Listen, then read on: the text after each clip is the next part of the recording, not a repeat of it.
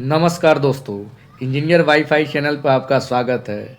आज के इस वीडियो में हम बात करने वाले हैं डीआरडीओ सेप्टेम 11 के जो सीबीटी 1 के जो सिलेबस है उसके बारे में फुल डिस्कशन करेंगे, क्योंकि बहुत सारे लोग कंफ्यूज हो रहे हैं कि आखिर मैथ में कितना टॉपिक पढ़ें, क्या क्या टॉपिक पढ़ें। और साथ ही साथ साइंस में लोग ज़्यादा कंफ्यूज हो रहे हैं कि सर साइंस में क्या टॉपिक है, कि किस टॉपिक को पढ़ना है, किस किस को छोड़ना है। तो इस वीडियो में मैं कंप्लीट डिस्कशन करूंगा दोस्तों कि आप साइंस में क्या पढ़ें, साथ ही साथ इंग्लिश में क्या क्या पढ़ें। तो आप वीडियो में लास्ट तक बने रहिए, हम पूरा आपको बताएंगे। जहाँ तक आपको यहाँ जो देख सकते हैं कि 95% सिलेबस कवर हो जाएगा। बस आप इतना टॉपिक पढ़ लो, आपको 95% कवर हो जाएगा। अगर किसी भी एग्ज़ाम में अगर 95% सिलेबस कवर करके जाते हैं तो आपको क्वेश्चन छूटने का चांस बहुत ही कम बन जाता है। और अगर 95% अगर सॉल्व कर देते हैं तो आपको आराम से रिजल्ट हो जाएगा। 100% सॉल्व करने की ज़रूरत नहीं होती है। रिजल्ट करने के लिए अगर आप 80 से 90% अगर कवर कर रहे हैं क्वेश्चन को, आपको अगर ट्रैप हो रहा है तो आप आसानी से रिजल्ट ले सकते हैं। तो दोस्तों मैं मेरा थोड़ा शेड्यूल अभी बिजी चल रहा है। अभी इधर से क्या है कि डीआरडीओ में मेरा रेजिग्नेशन प्रोसेस चल रहा है, तो इधर मैं बिजी हूँ। प्लस उधर मेरा ज्वाइनिंग प्रोसेस रेलवे में चल रहा है। तो थोड़ा एक्सटेंशन लिया हूँ क्योंकि अभी मैं नोटिस पीरियड में हूँ। तो दोस्तों इसीलिए अभी मैं वीडियो नहीं बना पा रहा हूँ, लेकिन बहुत लोग कमेंट आ रहा था तो मैं सोचा कि चलो वीडियो बना देते हैं कि तकलीफ़ हो रही थी साइंस में को लेकर लोगों को, तो इसीलिए मैं वीडियो लेकर आया हूँ। तो दोस्तों यहाँ पर देख सकते हैं कि मैथमेटिक्स, सबसे पहले मैथमेटिक्स के बारे में बात करेंगे। इसमें जो लगभग मोस्टली जो सबसे ज़्यादा पूछे जाते हैं उसको हमने टॉप पर रखा है। जो हमारा जो सेप्टेम 10 का जो एक्सपीरियंस है उसके आधार पर हमने जो फील किया था कि ज़्यादा मैथमेटिक्स में ज़्यादा क्वेश्चन किस टॉपिक से आए थे, तो उसी को एक तरह से डिसेंडिंग ऑर्डर में रखा हूँ। सबसे ज़्यादा मतलब देख सकते हैं कि त्रिकोणमिति से जो पिछला बार सेप्टेम 10 था उसमें सबसे ज़्यादा क्वेश्चन त्रिकोणमिति से पूछा गया था, उसके बाद क्षेत्रमिति से पूछा गया था। ये जो दोनों टॉपिक है ना, मैथमेटिक्स जो सेप्टेम जो लेती है काफ़ी इससे क्वेश्चन रहता है। क्षेत्रमिति से भी अच्छे खासे क्वेश्चन रहते हैं। उसका त्रिकोणमिति से इजी टू मॉडरेट, मतलब इजी टू मॉडरेट लेवल का क्वेश्चन रहता है, कुछ ज़्यादा हार्ड नहीं रहता है। लेकिन हर एक तरह का आपको फार्मूला आना चाहिए। तो क्षेत्रमिति में भी सेम है, आपको जैसे शंकु बेलन से पूछे गए थे, गोला से पूछे गए थे। उसके बाद नंबर सिस्टम से भी क्वेश्चन आते हैं, तो इसको भी आपको कवर करना है। और एपी में कभी एपी पूछ देता है तो कभी जीपी पूछता है, तो आपको शिफ्ट पर डिपेंड करता है, इसीलिए आपको एपी या जीपी दोनों को कवर करना है। एलजेब्रा से जो a cube plus b cube plus c cube minus 3 या बी सी वाला जो होता है ना, पिछला बार पूछा गया था। तो इसके जो एलजेब्रा के जितने फॉर्मूले हैं ये आपको पढ़ के जाना है। और उसके बाद प्रोबेबिलिटी हो गया, प्रोबेबिलिटी से भी पूछे जाते हैं। जैसे कोई ताश को चलाया गया है तो उसकी पूछ देता है कि इस रंग की क्या प्रयोगता होगी। तो कभी सिक्का के पूछ देगा कि एक सिक्का एक साथ 4 सिक्का उछलाया गया है, तो इससे रिलेटेड आपको पढ़ना है। उसके बाद स्पीड टाइम एंड डिस्टेंस से आपको जो रेलगाड़ी वाला हो गया, और इसी में टाइम डिस्टेंस में आपको बोट वाला भी देख लेना है, इससे रिलेटेड क्वेश्चन आते हैं। उसका औसत से क्वेश्चन तो जरूर रहते हैं दोस्तों, और आयु संबंधी से क्वेश्चन आते हैं। उसका परसेंटेज से तो आना ही आना है, डिस्काउंट से तो 1-2 क्वेश्चन आ ही जाते हैं समतुल्य बट्टा निकालने के लिए। पिछला बार भी दिया था और इस बार भी आएगा। पिछला बार तो दोस्तों मैथ का क्वेश्चन कम थे, क्योंकि पिछला बार क्वांटिटी क्वेश्चन 150 नहीं था। इस बार आपको 150 पूछ रहा है। 40 मैथ है, 40 रीजनिंग है, 40 साइंस है। तो आपको 40-40 जब पूछ रहा है तो आपको सारे टॉपिक, मोस्टली टॉपिक कवर करके जाना ही जाना है। तो यहाँ देख सकते हैं कि नेक्स्ट हमारा डिस्काउंट हो गया। उसके बाद अनुपात भी आपको कवर करना है, देखना है। अनुपात से भी क्वेश्चन आते हैं। उसके बाद लाभ हानि हो गया, इससे तो एकदम आना ही आना है। वर्क टाइम से भी आते हैं। और ये हमारा साधारण ब्याज और चक्रवृद्धि ब्याज, इसमें से दोनों में से किसी एक से ज़रूर आता है। अगर साधारण ब्याज दिया है, नहीं तो नेगेटिव देगा, चक्रवृद्धि ब्याज देगा। उसका कोऑर्डिनेट ज्योमेट्री से भी आते हैं। उसके बाद डाटा इंटरप्रिटेशन, तो समांकों का विश्लेषण से भी आता है क्वेश्चन। आपको क्या है कि चार्ट दे देगा, सर्कल दे देगा, इसमें दे देगा कि इसका इतना परसेंट है, 30% है, ये इसका मान लें कि 40% है। तो क्या करता है कि इस एंगल निकालना रहता है या कोई आयत चार्ट दे दिया है, उसका बताएगा कि जनवरी में कितना प्रोडक्शन हुआ। तो इस तरह मैथ DI से क्वेश्चन पूछे जाते हैं। तो ये था हमारा दोस्तों मैथमेटिक्स का जो टोटल 16 टॉपिक है। तो 16 टॉपिक को आप कर लेते हैं तो आपको 95% चांस है कि आपको क्वेश्चन मैथमेटिक्स से नहीं छूटने वाला है। अगर 95% भी को कर लेते हैं क्वेश्चन तो 40 में लगभग 40 में से अगर 55 35 36 कर लेते हैं तो एक तरह से काफ़ी अच्छा एक तरह से सॉल्विंग हो जाएगा। तो इतना सारा टॉपिक है 16 का, 16 टॉपिक है टोटल। इसको आप ज़रूर जिससे ज़रूर पढ़िए, इतना को तो पढ़ना ही पढ़ना है मैथमेटिक्स में, इसको आप नेगलेक्ट नहीं कर सकते हैं। जहाँ तक मेरा एक्सपीरियंस है, रेलवे का एक्सपीरियंस है, DRDO का एक्सपीरियंस है, तो इतने सारे टॉपिक है जो पूछे ही जाते हैं, इससे क्वेश्चन रहते ही रहते हैं। तो इतने सारे मैथमेटिक्स के टॉपिक को आपको कवर करना है। जहाँ से पढ़िए, जिस बुक से पढ़िए, आपको पढ़ना है। प्रैक्टिस के लिए YCT पब्लिकेशन को उठाइए और इससे रिलेटेड जो आपको जो टॉपिक है उससे रिलेटेड जो प्रीवियस ईयर क्वेश्चन है उसको डिस्कस कीजिए। बाकी हमने तो इसका मैथमेटिक्स का PDF दे ही दिया है टेलीग्राम ग्रुप में, आप वहाँ देख सकते हैं। नेक्स्ट हमारा जो ज़्यादा कन्फ्यूजन वाला लोगों का है जो साइंस है, कि साइंस में जो होते हैं 3 होते हैं, फिजिक्स होता है, केमिस्ट्री होता है और बायोलॉजी होता है। तो सबसे पहले जो ज़्यादा से ज़्यादा क्वेश्चन पूछे जाते हैं दोस्तों, DRDO में ज़्यादातर बात करते हैं तो फिजिक्स से ज़्यादा क्वेश्चन होते हैं, उसके बाद केमिस्ट्री और उसके बाद थोड़ा परसेंटेज घटते जाता है, उसके बाद कम रहती है बायोलॉजी। लेकिन रेलवे की बात करते हैं तो रेलवे में ऐसा नहीं होता। रेलवे में ज़्यादा एक तरह से कहें तो बायोलॉजी कभी कभी ज़्यादा आ जाता है, वहाँ पर लाइफ साइंस रिलेटेड क्वेश्चन पूछे जाते हैं। उसका केमिस्ट्री का भी रहता है और फिजिक्स भी रहता है। रेलवे जानता है कि फिजिक्स तो सबको जानता है, इसीलिए ऐसा चीज़ पूछता है कि लोग कम जाने, तो यहाँ पर बायोलॉजी ज़्यादा पूछता है। लेकिन DRDO का ऐसा बात नहीं है। DRDO में ज़्यादा से ज़्यादा मतलब कि अगर 100% मान ले तो 60% कह सकते हैं कि फिजिक्स रहेगा। बाकी 60 हो गया तो हमारा बच गया 40। तो 40 में कह सकते हैं कि हमारा 20% केमिस्ट्री रहेगा, 20 बायोलॉजी यहाँ पर रह सकता है। तो यहाँ पर देखते हैं सबसे पहले कि फिजिक्स में क्या क्या हम टॉपिक पढ़े हैं। पिछला बार के अकॉर्डिंग हम बता रहे हैं, इस बार हो सकता है चेंज भी हो सकता है, इसलिए आपको हर कंडीशन के लिए आपको प्रिपेयर रहना होगा। क्योंकि पिछला बार क्वेश्चन के क्वांटिटी थे जो फिजिक्स के ओवरऑल साइंस के जो क्वेश्चन कम थे, इस बार 40 क्वेश्चन है। तो जब 40 क्वेश्चन है दोस्तों तो यहाँ पर आपको ध्यान देने वाली बात है कि 40 क्वेश्चन जो दिया गया है तो इसमें फिजिक्स के भी पूछे जाएंगे, अच्छे खासा केमिस्ट्री भी पूछा जाएगा, बायोलॉजी भी पूछा जाएगा। तो इसलिए आपको पूरा चैप्टर और पूरा टॉपिक आपको कंप्लीट करना है। तो सबसे जो ज़्यादा जो पूछे जाते हैं फिजिक्स में DRDO में, आपको तरंग और ध्वनि से पूछे जाते हैं। इससे आपको न्यूमेरिकल भी रहते हैं, इससे आपको ऑब्जेक्टिव क्वेश्चन भी रहते हैं, वन लाइनर भी रहते हैं। उसका इलेक्ट्रिसिटी से क्वेश्चन पूछा जाता है। इसमें जो इलेक्ट्रिसिटी में भी कई सारा टर्म होता है, पावर निकालने का होता है, 3 फार्मूला होता है। उसके बाद इसमें जो लॉ होते हैं वो भी पूछे जाते हैं। उसका चुंबक तत्व मैग्नेटिज्म से क्वेश्चन आते हैं। उसको लाइट से क्वेश्चन आता है। तो लाइट से आपको जितने भी लाइट में जो क्या होता है कि इसमें भी लॉ होता है, स्नेल लॉ होता है, टोटल इंटरनल रिफ्लेक्शन होता है, तो कई तरह से ज़्यादा टर्म होता है। इसमें कन्वेक्स कनकेव लेंस होता है, तो लेंस मिरर आवर्धन आपको सारा चीज़ आपको पढ़ना है लाइट में। उसका ग्रेविटेशन से क्वेश्चन आते हैं। उसके बाद वर्क पावर एनर्जी से भी एकदम इजी क्वेश्चन आता है।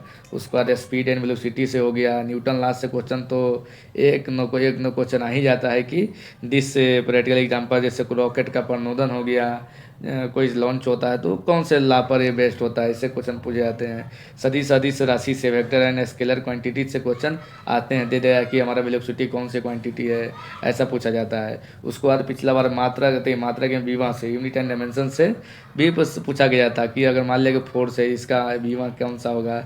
MLT से हम लोग याद करते हैं ना, तो ये हमारा विमा डायमेंशन पूछा ही जाता है। तो आपको इतना सारा फिजिक्स में अगर टॉपिक कवर कर लेते हैं तो आपको साइंस में जो फिजिक्स का जो कवर एक तरह से टॉपिक है जो आपको 95 से 97% कवर हो जाएगा। क्योंकि इससे ज़्यादा आपको फिजिक्स में पढ़ने की ज़रूरत नहीं है, इतना काफ़ी। अगर आप फिजिक्स इतना पढ़ लेते हैं अच्छी तरह से समझ के तो आपको सोचना नहीं पड़ेगा एग्जाम में।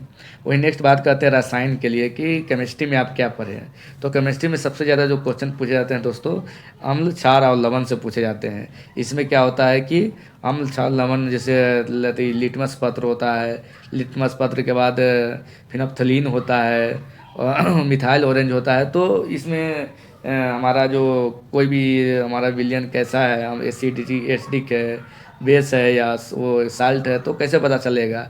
तो वो क्या है कि वो दे देता है कि अम्ल में इसका क्या रंग आएगा, ऐसा देता है क्वेश्चन। उसके बाद आपको गैस लास्ट से पूछा जाता है, बहुत इंपॉर्टेंट है। 5-6 गैस ला है, आपको तो याद रखना ही है। साथ ही साथ ऑक्सीडेशन और रिडक्शन में फुल तरह से पूरा तरह से आप डिफरेंस पता कीजिए कि ऑक्सीडेशन में इलेक्ट्रॉनों का क्या होता है, रिडक्शन में क्या होता है। तो ये सर आपको देखना है कि कोई भी हमारा जो कोई केमिकल फार्मूला दिया हुआ है, जैसे CuSO4, यहाँ पर मान लिया कि +2 अगर दे दिया है, तो इसको कैसे ऑक्सीडेशन नंबर Cu के कितना होगा, इसको ज्ञात करने के लिए आपको आना चाहिए। उसका परमाणु संरचना और सिद्धांत, ये एटॉमिक स्ट्रक्चर एंड थ्योरी। आपको क्या है कि केमिस्ट्री में 3 से 4-5 मॉडल दिया है, तो जितने भी 3-4 मॉडल को अच्छी तरह से देखना है कि कौन से मॉडल में क्या बातें कही गई थी। तरबूजा वाला जो वाटर लेमन वाला किसमें कहा गया था, किसने बोला था। फिर उसके बाद गोल्ड के फॉइल पर जो करता है वो किसने किया था। तो इससे रिलेटेड आपको जानकारी होना चाहिए। उसका रासायनिक बंधन हो गया, केमिकल बॉन्डिंग से पूछा जाता है कि जब हमारा अगर प्लस माइनस बनेगा तो कौन सा बॉन्ड बनाएगा। इलेक्ट्रॉन का शेयरिंग होगा, उसके बाद इलेक्ट्रॉनिक का ट्रांसफरिंग होगा, तो कैसा बॉन्ड बनाएगा, तो आपको बॉन्ड पढ़ना पड़ेगा। उसके बाद कार्बनिक रसायन और उसके यौगिक, तो इससे तो क्वेश्चन पूछे ही जाते हैं। अगर कोई हमारा कंपाउंड दे दिया C2H2 दे दिया है, तो बोलेगा कि इसका केमिकल नेम क्या होगा, इसको IUPAC नेम क्या होगा, तो यहाँ पर पूछे जाते हैं। साथ ही साथ इसमें सिग्मा बॉन्ड कितने होंगे, इसमें पाई बॉन्ड कितना होगा, तो आपको पूरा जानकारी करना है। जितने भी हम टॉपिक बता रहे हैं आपको अच्छे से पढ़ना है, डीपली से पढ़िए। इतना अगर टॉपिक पढ़ लेते तो केमिस्ट्री में अगर 95% हो गया क्वेश्चन कवर, तो और क्या चाहिए। हमें पूरा कवर नहीं होता। किसी भी एग्ज़ाम को क्रैक करने के लिए आपको पूरा तैयारी करने की ज़रूरत नहीं है। बस हाँ, ये है कि 80 से 90% तैयारी कीजिए, उतना में ही आपको रिजल्ट हो जाएगा। 80 से 90% हम कॉन्फिडेंसली तैयारी होना चाहिए, कॉन्फिडेंस से। और पूरा उसके लिए क्या करना पड़ेगा, आपको डीपली पढ़ना पड़ेगा। जो टॉपिक उठाएं उससे रिलेटेड आप डीपली पढ़िए, एक नहीं 2 किताब से पढ़िए, ताकि आपको क्या है कि उससे रिलेटेड कहीं से भी क्वेश्चन आ जाए तो छूटे नहीं। ऐसा नहीं कि ऊपर ऊपर पढ़ लिए, सेट 4 लवन, हाँ थोड़ा सा पढ़ लिए चलो हो गया। गैस ला में 2 नियम पढ़ लिए, चार्ल्स ला, बॉयस ला, और गेलुसेक ला नहीं पढ़े हैं, गाडो ला नहीं पढ़े हैं। तो इसमें आपको ध्यान देना होगा कि आपको डीपली पढ़ना है, पूरा पढ़ना है। उसके बाद मोल कंसेप्ट हो गया विलियन से। तो मोल कंसेप्ट में आपको जो होता है, जो उसमें क्या होता है, मोललता होता है। तो ये आपको देखना है कि प्रति केजी में किसको व्यक्त करते हैं, प्रति लीटर में किसको करते हैं। तो ये आपको ध्यान देना है। विलियन में होता है कैसा कि 3 तरह के विलियन होते हैं। इसमें संतृप्त विलियन होता है, उसके बाद निलंबन होता है, ट्रू विलियन होता है। तो ये इसमें आपको देखना है। उसका पीरियडिक टेबल से तो क्वेश्चन आते ही हैं, दे देगा कि हमारा ये कौन से जो डी ब्लॉक में आते हैं, पी ब्लॉक में आता है। तो इसमें आपको दे देगा ब्लॉक आइडेंटिफाई करने के लिए भी दे देते हैं। तो आपको ब्लॉक को या अवैध को भी अच्छे से देखना है। उसके बाद ईंधन हो गया, तो ईंधन से रिलेटेड पूछ देते हैं सिंपल कि ये कौन सा कैसा किस तरह का ईंधन है, बायोडिग्रेडेबल होता है, नॉन बायोडिग्रेडेबल होता है। तो ये सब सिंपल चीज़ होता है जो सबको एक तरह से आ ही जाता ही है। उसके बाद नेक्स्ट हमारा है कि उत्प्रेरक मिश्र धातु अयस्क, तो कैटालाइस्ट से पूछे जाते हैं कि हाइड्रोजनीकरण में। उसके बाद हमारा जो अमोनिया के निष्कर्षण करते हैं तो उसमें कौन सा उत्प्रेरक का यूज करते हैं। तो उत्प्रेरक जब आप पढ़ेंगे तो काफ़ी सारा मिल जाएगा कि इस प्रोसेस में इस उत्प्रेरक का यूज करते हैं। साथ ही साथ अयस्क के बारे में पूछ देता है कि पूछ दिया जाएगा कि HGS जो हमारा HG का जो हमारा ये अयस्क कौन सा है, या Fe का अयस्क कौन कौन होता है। तो ये आपको याद करने वाली बातें हैं जो आपको ध्यान देना है कि अयस्क के बारे में भी हमको अच्छा से पढ़ना है, क्योंकि इससे क्वेश्चन पूछे जाते हैं। तो केमिस्ट्री में 10 टॉपिक है दोस्तों, आपको 10 टॉपिक एकदम कवर करना ही है। बस कुछ नहीं, मैं जितना बता रहा हूँ उतना टॉपिक आप साइंस में कवर कर लो। आपको तैयारी साइंस 95% आराम से हो जाएगा, और 95% काफ़ी होता है किसी एग्ज़ाम को क्रैक करने के लिए, या किसी सब्जेक्ट को एक तरह से मैक्सिमम से मैक्सिमम क्वेश्चन अटेंड करने के लिए। नेक्स्ट हम बात करते हैं दोस्तों जीव विज्ञान, क्योंकि दोस्तों यहाँ 40 नंबर का बायोलॉजी साइंस पूछा जा रहा है। तो आपको ध्यान देने जो बात यह है कि आपको साइंस से रिलेटेड जितने भी उसके जो पार्ट्स है, फिजिक्स हो गया, केमिस्ट्री हो गया, बायोलॉजी, सब पर ध्यान देना है। तो वही अब देखते हैं कि जीव विज्ञान में क्या क्या क्वेश्चन क्या क्या टॉपिक जो इम्पोर्टेंट है उसके बारे में हम डिस्कस करेंगे। तो दोस्तों ऐसे जीव विज्ञान तो ये भी एक तरह से फिजिक्स से कम नहीं है, इसमें भी आपको फिजिक्स और केमिस्ट्री दोनों का कॉम्बिनेशन मिल जाएगा। तो यहाँ देखते हैं कि जीव विज्ञान में ज़्यादा क्वेश्चन कहाँ से पूछे जाते हैं। जो रेलवे में जो ज़्यादा पूछे जाते हैं दोस्तों, तो वो भी हमने देखा है। DRDO में तो पिछला बार जो कम क्वेश्चन पूछे गए थे, थोड़ा कम क्वेश्चन था, लेकिन मेरा एक्सपीरियंस के आधार पर बता रहा हूँ कि अगर क्वेश्चन बढ़ाया है तो क्वेश्चन पूछेगा भी, सारे टॉपिक से पूछेगा। तो आपको अगर फिजिक्स केमिस्ट्री पढ़ने के बाद अगर टाइम मिलता है आपको, तो आपको बायोलॉजी पढ़ना चाहिए। आपको पूरा तैयारी, पूरा सिलेबस तैयारी करके रखना चाहिए, ताकि जहाँ से भी क्वेश्चन एग्जाम में दे आप हमेशा प्रिपेयर रहो। तो सबसे पहले आपको बायोलॉजी में पढ़ने की जो ज़रूरत है दोस्तों, कोशिका और उत्तक, मतलब सेल एंड टिश्यू पढ़ लीजिए।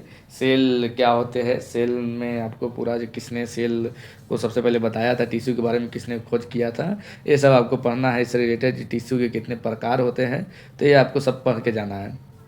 उसके बाद पाचन तंत्र, ये जो तंत्र होते हैं दोस्तों, तंत्र आपको कभी कभी एग्जाम में किसी तंत्र से पूछेगा, कभी प्रजनन तंत्र से पूछ देगा, कभी आपको पाचन तंत्र से पूछ देगा। तो ये जो तंत्र यहाँ देख सकते हैं, 1 2 3 4 5, यहाँ टोटल 5 तंत्र हो गया। 2 तंत्र और होते हैं। तो 2 तंत्र होते हैं, जो एक होता है उत्सर्जन तंत्र होता है। तो उत्सर्जन तंत्र से भी क्वेश्चन पूछे जाते हैं। उत्सर्जन तंत्र हो गया, जिसे हम लोग कहते हैं, क्या कहते हैं, एक्सक्रीटरी सिस्टम कहते हैं। एक होता है कंकाल तंत्र, तो इससे भी क्वेश्चन पूछे जाते हैं। लेकिन हम जो बता रहे हैं आपको इम्पोर्टेंट, जो ज़्यादा क्वेश्चन पूछे ही जाते हैं, तो आपको पाचन तंत्र हो गया। परिसरण तंत्र में जितने भी खून हो गया, ब्लड हो गया, ये होते हैं। प्रजनन तंत्र हो गया, जो रिप्रोडक्टिव सिस्टम होता है, इससे क्वेश्चन आते ही आते हैं। फिर हो गया रिस्पायरेटरी सिस्टम, श्वसन तंत्र से क्वेश्चन पूछे जाते हैं। उसके बाद तंत्रिका तंत्र हो गया, नर्वस सिस्टम हो गया। तो इतने सारे तंत्र हो गया, जिसमें से एक एग्जाम आप कोई शिफ्ट में देने जा रहे हैं, तो 2 तंत्र से क्वेश्चन आ ही जाते हैं। तो दोस्तों यहाँ पर आपको जो तंत्र जो बता रहे हैं, आपको 5 तो पढ़ना ही पढ़ना है, जिसमें से आप देख सकते हैं कि ये जो पाँचों जो तंत्र हैं, आपको अच्छी तरह से पढ़ लीजिए। अगर आपको आओ पढ़ने का मन है तंत्र के बारे में, तो सजन तंत्र और कंकाल तंत्र, ये आपको पढ़ना है। उसके बाद जो इम्पोर्टेंट है दोस्तों, ग्रंथि। पिछला बार भी ग्रंथि के बारे में पूछा गया था कि इसमें से कौन से जो बाहरी ग्रंथि है, तो सबसे बड़ी ग्रंथि कौन सी है, तो ये सब पूछा जाता है ग्रंथि से। उसके बाद बीमारी से पूछे जाते हैं कि टिटनेस बीमारी होती है, किसके कारण होती है, जीवाणु विषाणु, तो वायरस से जो होने वाला रोग हो गया, तो उसका ट्रिक भी है। वायरस से होने वाले रोग का ट्रिक है, जीवाणु से होने वाले रोग का ट्रिक है, बैक्टीरिया हमारा जो फंगी होता है, कवक होता है, उससे होने वाले रोग का भी ट्रिक है। तो इस ट्रिक के बारे में भी आपको देखना है, बस एक लाइन याद कर लेना है और वो आसानी से फंस जाता है। तो बीमारी आपको देख लेना है। उसके बाद जेनेटिक्स हो गया, तो अनुवांशिक के बारे में आपको पढ़ना है, जिसमें से डीएनए के बारे में पूछा जाता है, आरएनए के बारे में पूछा जाता है कि डीएनए में हमारा कौन कौन से क्षार पाया जाता है। डीएनए आरएनए में दोनों में 4 तरह के क्षार पाए जाते हैं, बस 3 कॉमन होता है, एक हमारा क्या होता है, डिफरेंट होता है। तो ये आपको याद रखना है, दोनों को कंपेयर करके याद रखना है कि कौन आरएनए में नहीं पाया जाता है, जो डीएनए में पाया जाता है। तो ये आपको ध्यान देने वाली बात है। उसके बाद पोषण और विटामिन, तो न्यूट्रिशन एंड विटामिन से पूछे जाते हैं क्वेश्चन। बताते पूछ देगा कि विटामिन ए का जो उसका नाम क्या होता है। तो उसके बाद आपको विटामिन बी हो गया, कहाँ से मिलता है, कौन से रोग होता है। तो ये आपको विटामिन जितने भी होते हैं, वो उससे होने वाले जो उसके डिफिशियंसी से जो रोग होते हैं, वो आपको पढ़ना है। मुश्किल से ज़्यादा नहीं, अगर ए आप पढ़िए, बी पढ़िए। अभी बी में चूँकि कई सारे 12 तक होते हैं, लेकिन बी में 12 नहीं पूरा पढ़ने की ज़रूरत है। बी1 हो गया, बी3 हो गया, बी6 हो गया, बी9 बी12, जो 3 के गुणज में दोस्तों, जो बी3 के जो गुणज में होते हैं ना, वो आपको पढ़ना है। बी6 हो गया, बी9 हो गया, बी12 हो गया, इतने ही पूछे जाते हैं, इससे ज़्यादा आपको पढ़ने की ज़रूरत नहीं है। उसके बाद आपको सी हो गया, डी हो गया, उसके बाद सी डी ई, और उसके बाद ई हो गया, के हो गया। तो ये सारे विटामिन आपको पढ़ना है। इससे कौन सा रोग होगा, ई इससे कौन से रोग होंगे, डी की कमी से कौन सा होगा, सी की कमी से कौन सा होगा, और कहाँ से मिलेगा। तो बस इतना आपको ध्यान देने वाली बात है। उसके बाद पादप, जो हमारा जंतुओं का वर्गीकरण देखना है कि जो एनिमल्स होते हैं उसको कितने कैटेगरी में बांटा गया है, और इसको बांटने के लिए किस वैज्ञानिक ने, किस बायोलॉजिस्ट ने ये हमारा जो इसको दिया था, इसके बारे में देखना है। तो ये हमारा हो गया। उसके बाद पादप हो गया, प्लांट किंगडम हो गया, तो प्लांट किंगडम के बारे में भी देखना है। इसके क्वालिफिकेशन से रिलेटेड पूछे जाते हैं। जो हमारा फ्रेनोगेम होता है, क्रिप्टो गेम्स होता है, तो ये हमारा उसके बारे में थोड़ा देख लेना है, क्योंकि कभी कोई क्वेश्चन आ जाते हैं। उसके बाद पारिस्थितिक और प्रदूषण से, इन्वायरमेंट एंड पोल्यूशन से क्वेश्चन होते हैं कि पारिस्थितिक तंत्र में कौन आते हैं, और उसको इन्वायरमेंट से पूछे जाते हैं कि मोन्ट्रियल प्रोटोकॉल कब हुआ था, तो जो उन दिवस कब मनाया जाता है। तो 2-3 क्वेश्चन एक कभी कभी ये रिपीट होते रहते हैं। तो बस आपको क्या है ना कि टच करना है, सारे टॉपिक को टच करना है। जो हम बता रहे हैं ना, उसको आप टच कीजिए, कम से कम बायोलॉजी में जो टच कीजिए। बाकी केमिस्ट्री और फिजिक्स में डीपली पढ़िए, और बायोलॉजी में टच कीजिए कि हाँ बायोलॉजी में ये सारी चीज़ होता है, इसमें ज़्यादा डीपली पढ़ने की ज़रूरत नहीं है, लेकिन आपको टच करना है हर चीज़ को। जैसे अब विटामिन में है तो विटामिन के हर चीज़ को देख लीजिए, इसका वैज्ञानिक नाम क्या है, उसकी कमी से कौन से रोग होगा, बस इतना तो देख ही सकते हैं। क्योंकि चूँकि बायोलॉजी टोटल साइंस से 40 पूछ रहे हैं, तो आपको इतना तो करना ही पड़ेगा। रेलवे के लिए जब हम तैयारी करते हैं, पहले भी हम ग्रुप डी निकाले थे तो उसको ज्वाइन नहीं किए थे, फिर हमारा उसी समय डीआरडीओ में हो गया। तो मेरा होने का डीआरडीओ में रीज़न यही था कि हम रेलवे का जब तैयारी कर रहे थे तो हम सारे चीज़ डीपली से पढ़े थे। फिजिक्स डीपली से पढ़े थे, केमिस्ट्री हमारा डीपली से पढ़ा हुआ था, बायोलॉजी भी हमने डीपली से पढ़ा था। उसके लिए हमने एस के झा सर का बुक था, वो जो फुल्ली आपको चैप्टर वाइज डीपली से दिया हुआ है। साथ ही साथ खान सर का बुक है, वो भी डीपली से वो देते हैं, अच्छी तरह से फिगर बना के देते हैं, तो आसानी से समझ में आ जाता था। बस टाइम में रहता था, अपना खूब पढ़ते रहते थे, पूरा डीपली से पढ़ रहे हैं, रिवीजन कर रहे हैं। उससे रिलेटेड जो रेलवे में प्रीवियस ईयर क्वेश्चन रहता था उसको मार रोज़ प्रैक्टिस कर रहे हैं, रोज़ बना रहे हैं। तो रोज़ अगर बना रहे हो क्वेश्चन बायोलॉजी से, केमिस्ट्री से, फिजिक्स से, तो कहाँ जाएगा। आप प्रैक्टिस कर रहे हैं, डीपली पढ़ भी रहे हैं, तो आप किसी भी एग्ज़ाम में जाएंगे तो क्रैक होना ही है। तो वही मेरा एडवांटेज मिला था रेलवे में। रेलवे का एडवांटेज डीआरडीओ में मिल गया था कि मैं रेलवे की तैयारी कर रहा था, डीआरडीओ में हो गया। अभी मैं रेलवे जेई निकाला हूँ, तो उस समय का मेरा पढ़ा हुआ था, बस मेरे पास बुक था, बस हमने रिवीजन किया और रेलवे का एग्ज़ाम CBT 1 इजीली निकल गया। CBT 2 के लिए तो मेरा टेक्निकल अच्छा है, तो बस हमने तैयारी किया, वो भी हमारा इजीली हो गया। तो दोस्तों, आपको कोई भी टॉपिक पढ़ना है तो डीपली पढ़ना है। एक बार आपको पढ़ने की ज़रूरत पड़ेगा। एक बार अगर आप अच्छा से पढ़ लेते हैं चीज़ों को, तो आपको क्या है कि एक लेवल बन जाता है। जब लेवल बन जाएगी ना, तो आप किसी भी एग्ज़ाम में बैठेंगे, उस चीज़ को आप भले 6 महीना नहीं पढ़े हैं, तो आपको क्या है कि लेवल बन जाने के बाद रिवीजन मारेंगे, जैसे आपको सब ताज़ा हो जाएगा। तो आपको एक बार डीपली पढ़ना है, हर चीज़ को समझ के पढ़ना है। समझ में नहीं आए तो यूट्यूब पर सर्च कीजिए, गूगल पर सर्च कीजिए, आप किसी से डाउट को साझा कीजिए कि हाँ मेरा यहाँ डाउट हो रहा है, तो आपको कहीं ना कहीं से उसे क्लियर करना है, लेकिन अच्छे से पढ़ना है। अब हम नेक्स्ट बात करते हैं, यहाँ पर रीजनिंग है। तो रीजनिंग में दोस्तों ज़्यादा दिक्कत होता नहीं है, बस सारे जो टॉपिक है सबको पढ़ना है। वर्बल, नॉन वर्बल जो भी है, ज़्यादातर जो यहाँ देख सकते हैं, ये सारे जो हमारा टॉपिक है आपको कवर करना है। जैसे ब्लड रिलेशन हो गया, एनालॉजी हो गया, क्लॉक हो गया, क्लॉक से पूछा जाता है coding, decoding, alphabet, number series, arithmetic, reasoning, number ranking किसे पूछे जाते हैं, इतने नंबर पे है, ये बीच में इतना खसक गया, इधर आ गया, इसी वाला पूछे जाते हैं, क्यूब से पूछे जाते हैं, मीटर से पूछे जाते हैं। तो ये सब आपको देखना है। मेन हमारा देखते हैं कि इंग्लिश में क्या पूछा जाएगा। अब इंग्लिश चूँकि क्या है 230 नंबर के पूछा जाएगा, उस समय ज़्यादा नहीं था, उस समय 20 नंबर का इंग्लिश पूछा जा रहा था, तो उतना दिक्कत नहीं था। इस बार क्या है कि 10 नंबर और बढ़ा दिया है, तो 10 नंबर बढ़ा दिया है, तो आपको यहाँ पर ध्यान भी थोड़ा सा ज़्यादा देना है, क्योंकि 30 नंबर मायने रखता है।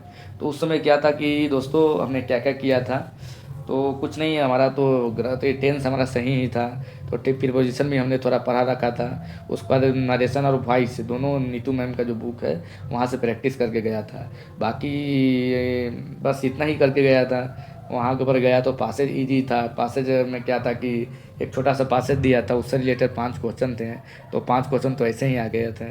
उसको नरेशन हमने जो करके गया तो वही आ गया था। वॉइस भी ज़्यादा हार्ड नहीं था, तो हो जाता है, ऐसा नहीं है। अगर 20 मेरा था तो लगभग 12 क्वेश्चन तो आसानी से मेरा सही हो गया होगा, क्योंकि 5 क्वेश्चन जो गधांश दिया था, जो कंप्रहेंशन दिया था, बहुत इजी दिया था। बाकी नरेशन लग गए थे, तो 10 12 तो हमारा आसानी से हो गया था। बाकी तो चूँकि नेगेटिव मार्क था नहीं, तो आसानी से सब मारे थे। लेकिन इस बार क्या नेगेटिव मार्क है, आपको कॉन्फिडेंस में रहना बहुत ज़रूरी है। तो दोस्तों, सबसे पहले यहाँ देखते हैं कि वोकैबुलरी से क्वेश्चन पूछे जाते हैं, जिसमें आपको क्या है कि होमोनेम्स हो गया, जिसमें समनाम या समनार्थी वर्ड होता है, जो सेम अर्थ वाले जो वर्ड होते हैं, वो उससे रिलेटेड एक क्वेश्चन कभी कभी आते हैं। एंटो साइनो से वही 1 से 2 क्वेश्चन, इससे एक से दो क्वेश्चन इससे साइनो इंटो से रहते हैं। तो इसमें अगर आपको ज़्यादा मेहनत करने की ज़रूरत नहीं है, ज़्यादा वोकैबुलरी रटने की ज़रूरत नहीं है। अगर ये भाग भरोसे होता है, अगर पकड़ा गया तो ठीक है, नहीं पकड़ा है तो कोई बात नहीं। क्योंकि आपको जो पकड़ाने वाली चीज़ है, जैसे मैथ हो गया, साइंस हो गया, रीजनिंग हो गया, इस वन पर ध्यान देना है, क्योंकि यही आपको रिजल्ट कराएगा। इस वन चीज़ें में आपको ज़्यादा टाइम नहीं देना है, ये भगवान भरोसे छोड़ दीजिए। हम भी नहीं इसको कवर किए थे, बस ताकि बस आ जाएगा तो ठीक है, नहीं आएगा तो कोई बात नहीं। नेक्स्ट यहाँ क्या है कि जो पूछे जाते हैं करेक्ट स्पेल से पूछे जाते हैं, तो करेक्ट स्पेल से भी 1 से 2 क्वेश्चन दोस्तों आते हैं। इसमें क्या है कि ये एक तरह से इजी रहता है, क्योंकि 4 ऑप्शन रहता है। जैसे मान लिया कि करेक्ट ही है, तो यहाँ करेक्ट जो लिखा हुआ है, तो इसको 4 तरीक़ा से लिख सकते हैं। सी ये तो हमारा करेक्ट हो गया कि जो सही हो गया। इसको तो दूसरा ऑप्शन में ऐसे लिख देगा ACT, या यहाँ लिखेगा CARRACT। तो ऐसे करके 4 को ऑप्शन दे देगा। आपको जो करेक्ट है उसको चूज करना है। तो यहाँ पर इससे रिलेटेड करेक्ट स्पेल से रिलेटेड क्वेश्चन आते हैं, तो ये वाला ज़्यादा चांस होता है कि आप आराम से पकड़ लेंगे। और इंटू साइनो में थोड़ा सा प्रॉब्लम होता है कि नया नया ऐसा लगता है कि ज़िंदगी में पहला बार वर्ड सुने हैं, इससे पहले तो कभी सुने ही नहीं है। तो DRDO में भी हमारा इसी तरह फीलिंग हुआ था कि ऐसा दिया था इंटू साइनो की, समझ में नहीं आ रहा था कि कहाँ से वर्ड उठा के दिया है। तो इस पर आपको ज़्यादा समय खपाने की ज़रूरत नहीं है। आपको जो अच्छी जो प्रैक्टिकल चीज़ें हैं जो आपको पकड़ाने योग्य है, जो आप हाँ कर सकते हैं कॉन्फिडेंसली, वो आपको क्या है कि वो आपको देखना है कि हम कॉन्फिडेंस पूर्वक कर सकते हैं उस पर। जैसे मैथ हो गया, साइंस हो गया, रीजनिंग हो गया, उसका ग्रामर हो गया। ग्रामर में हमारा क्या होता है कि ये आपको पढ़ने की ज़रूरत है, क्योंकि ग्रामर में सबसे जो बड़ी चीज़ होती है, सबसे इंपॉर्टेंट जो चीज़ होती है वो आपको टेंस होता है। अगर आपको टेंस आता है तभी आप आगे ग्रामर में बढ़ सकते हैं। टेंस आपको सबसे पहले आना चाहिए। टेंस में उसके बाद टेंस जब आ गया तो उसका प्रीपोजिशन हो गया। प्रीपोजिशन का भी पढ़ लीजिए जी। प्रीपोजिशन अगर आता है तो उसमें आपको फिल इन द ब्लैंक्स वगैरह दे देगा। यहाँ पर टेंस और फिल इन प्रीपोजिशन मिलाकर फिल इन द ब्लैंक्स बनाता है। तो वहाँ पर आपको देखना है कि प्रीपोजिशन आपको पढ़ना है। जैसे ए का प्रयोग कैसे होगा, एन का प्रयोग कहाँ होगा, आर्टिकल हो गया, ये तो हो गया। उसके बाद फॉर का प्रयोग कैसे करते हैं, इन का प्रयोग कैसे करते हैं, ऑन का प्रयोग कैसे करते हैं, कहाँ पर करते हैं, तो आपको भली भांति देखना पड़ेगा। उसका सेंटेंस रीअरेंजमेंट होता है। क्या देता है कि 4 को वर्ड ऑप्शन देगा। उसमें क्या है कि एक सेंटेंस का छोटा छोटा वर्ड को इधर उधर कर देगा। जैसे राम हो गया, राम इट्स अ मैंगो, ठीक है। तो राम इट्स ए मैंगो, तो यहाँ क्या करेगा कि वो इसको इधर उधर कर देगा। पहले लिख देगा ए मैंगो, लिख देगा ए मैंगो इट्स राम, इधर उधर करके 4 को दे देगा। आपको अरेंज करना पड़ेगा कि सही क्रम में कैसे रहेगा। तो पिछला बार DRDO में पूछा गया था सेंटेंस अरेंजमेंट से, इतना इजी नहीं रहता है, तो वहाँ कॉम्प्लिकेटेड रहता है, लेकिन आप कर सकते हैं। फ्रेज एंड आइटम हो गया, तो ये है कि ये बस शोभा बढ़ाने के लिए एक तरह से क्वेश्चन में आता है। ये जनरली ये जो पहले से जो याद करके रखते हैं, जो पढ़ते हैं, उनके लिए है, नहीं तो आप इस समय नहीं कर सकते हैं। इसको चलिए कि नेगलेक्ट मान के ही चलिए, इसमें टाइम ज़्यादा कमाने की ज़रूरत नहीं है, बर्बाद मत कीजिए। मेन आपको ध्यान देने वाली जो बात होती है डायरेक्ट और इनडायरेक्ट स्पीच हो गया है। तो नरेशन आपको देखना है यहाँ पर, उसके बाद वॉइस हो गया। तो अगर आपको टेंस आ गया है तो आप आसानी से डायरेक्ट और इनडायरेक्ट नरेशन देख लेंगे और एक्टिव और पैसिव वॉइस देख लेंगे।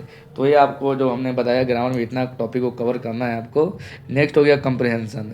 कंप्रहेंशन जो रीडिंग एंड कंप्रहेंशन में क्या रहता है, तो जनरली थीम डिटेक्शन पिछला बार नहीं पूछा गया था, लेकिन चूंकि हमें हर चीज़ के लिए प्रिपेयर रहना है, तो आपको थीम डिटेक्शन हो गया। कोई गणांश दिया हुआ कंप्रहेंशन, वहाँ आपको क्या है कि आपको देखना है कि आखिर ये जो गधांश है, कंप्रहेंशन है, आखिर क्या बताना चाह रहा है। तो 4 ऑप्शन आएगा, उसमें जो सूटेबल आपको लगेगा उसका थीम वो आपको चूज करना रहेगा।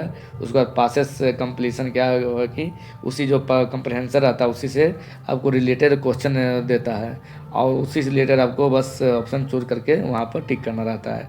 तो कंप्रहेंशन काफ़ी इजी रहता है। जो सेप्टेम्बर 10 की अगर बात करते हैं तो उतना जो कंप्रहेंशन होता है, आज तक हमने एक तरह से अटैम्प्ट नहीं किया, कभी नहीं किया।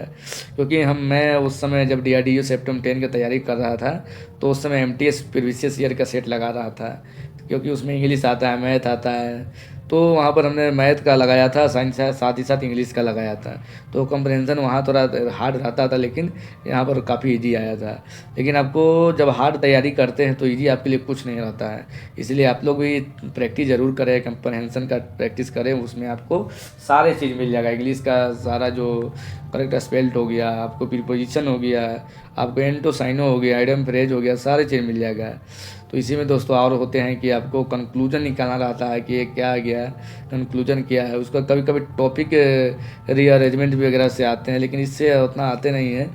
मेन हमारा जो होता है निष्कर्ष निकालना दे सकता है, और आपको जो क्वेश्चन दिए रहते हैं उसका आपको आंसर करना रहता है। उसके बाद कभी कभी थीम डिटेक्शन के लिए आपको बोल सकता है। तो दोस्तों ये था हमारा CBT 1 के सिलेबस जो है उसका फुल डिस्कशन। जो आपके टेक्नीशियन हो या एसटीबी के लिए अप्लाई किए हैं, सभी के लिए इम्पोर्टेंट है। और चूँकि दोस्तों यहाँ पर क्या है कि नेगेटिव मार्क है, तो आपको तैयारी अच्छी से करना है, कॉन्फिडेंस पूर्वक करना है। उसके बाद आपको टाइम बाउंडेड भी रहेगा। 100 यहाँ चूँकि 150 क्वेश्चन के लिए आपको 120 मिनट मात्र दिया जा रहा है। तो यहाँ पर आपको क्वेश्चन का जो टाइमिंग भी है, क्या है कि यहाँ पर आपको मैनेज करना पड़ेगा। मैथ बनाना से नहीं होगा, आपको टाइम के अंदर बनाना पड़ेगा।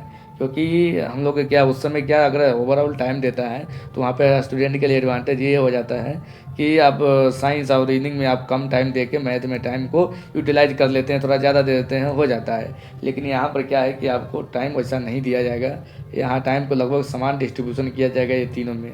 तो यहाँ पर आपको यही है, देखना है कि मैथ को पढ़ना है, लेकिन ट्रिकली भी थोड़ा पढ़ना है कि हम जल्दी कर सकें। बाकी रीजनिंग साइंस तो है, साइंस तो इजीली हो ही जाता है। अगर आपको टॉपिक कंप्लीट है तो आसानी से पकड़ सकते हैं। तो दोस्तों ये था हमारा CBT 1 सिलेबस का फुल डिस्कशन सारे टॉपिक का। बस इतना जो हमने बताया है आप कवर कर लीजिए, बस आसानी से आपको 95% टॉपिक कवर हो जाएगा। तो दोस्तों मिलते हैं नेक्स्ट वीडियो में, तब तक के लिए जय हिंद।